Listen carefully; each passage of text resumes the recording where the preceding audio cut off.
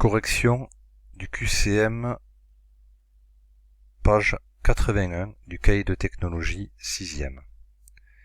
Donc, au niveau de la correction de ce QCM, il fallait tester ses connaissances sur l'objet technique. Se nourrir, se déplacer, communiquer sont des fonctions vitales d'objets techniques, des besoins des humains ou les fonctions d'estime d'objets techniques. Se déplacer, communiquer, ce sont des besoins humains. Donc il fallait répondre petit b. Les objets techniques doivent créer de nouveaux besoins, avoir plusieurs fonctions d'usage, répondre à un besoin. Alors, la fonction d'un objet technique, c'est répondre à un besoin. Quand on va créer un stylo, par exemple, c'est pour écrire. Il va répondre au besoin d'écrire. Il est évident qu'un objet peut avoir plusieurs fonctions d'usage. Ça peut arriver, on l'a déjà vu. Si on prend un téléphone portable ou un couteau suisse, il a plusieurs fonctions. Un téléphone, il peut téléphoner, il peut faire calculatrice, il peut servir à se divertir, à s'informer, etc. Il peut avoir plusieurs fonctions d'usage.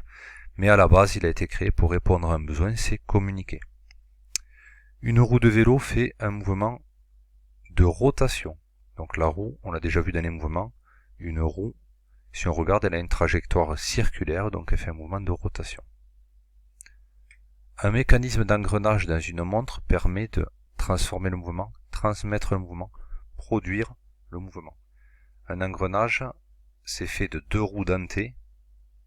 Donc, il y a un mouvement de rotation au début qui entraîne l'autre roue qui va aussi avoir un mouvement de rotation. Comme nous avons le même mouvement au début et à la fin, rotation et rotation, donc on a transmettre le mouvement, on ne l'a pas transformé. Donc c'était la réponse B. Les moyens de transport évoluent, car les inventeurs sont de plus en plus intelligents, les sciences et les techniques progressent, les mines de charbon sont fermées. Donc c'est parce que les sciences et les techniques progressent, donc c'est la réponse B. Les appareils photo numériques enregistrent les images sur une pellicule de film, un CD ou une carte mémoire type carte SD.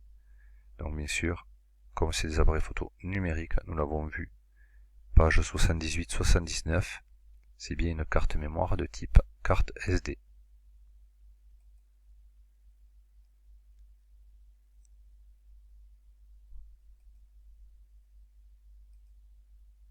Nous passons au deuxième QCM qui était l'analyse d'un document. Donc ici nous avons un aéroglisseur, donc c'est un moyen de transport. C'est un véhicule qui peut se déplacer sur l'eau, mais qui peut aussi se déplacer sur d'autres surfaces qui sont planes, exemple de la glace, de la neige ou du sable, où il n'y a pas d'obstacle. En fait, nous avons plusieurs ventilateurs qui vont prendre de l'air au-dessus, le souffler dessous pour soulever l'appareil, le mettre ce qu'on appelle sur un coussin d'air. Alors ici on a une jupe flexible, c'est pour garder le maximum le contact quand l'objet retouche le sol, ça permet de venir refermer ici. Quand on envoie l'air, l'appareil se soulève, donc ici ça crée une pression, et nous avons des hélices de chaque côté qui vont permettre de le propulser, de le faire avancer, et suivant si on fait tourner une hélice plus ou moins rapidement par rapport à l'autre, ça va créer un virage. Donc la propulsion de l'aéroglisseur est assurée par le coussin d'air, un gouvernail ou des hélices. Donc c'est bien les hélices qui vont assurer la propulsion pour le faire avancer. Pour se diriger, on utilise des ventilateurs, une jupe ou des hélices. Donc pareil, pour se diriger, on va utiliser les hélices. Soit on va en arrêter une, si on arrête par exemple celle-ci, et si on laisse celle-là, il va tourner vers la droite. Ça va créer un virage. Si on inverse le sens de rotation des deux hélices, on va pouvoir faire une marche arrière. Donc on va pouvoir se diriger.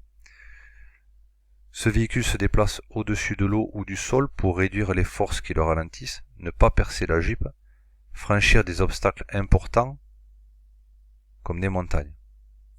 Donc bien sûr c'est pour réduire les forces qui le ralentissent. C'est-à-dire si on le laissait au sol, il y aurait des frottements, donc il pourrait avancer mais il toucherait le sol, donc ça le ralentirait. Le fait de l'avoir sur un coussin d'air, il y a moins d'efforts à fournir, et donc là l'appareil va aller un peu plus vite.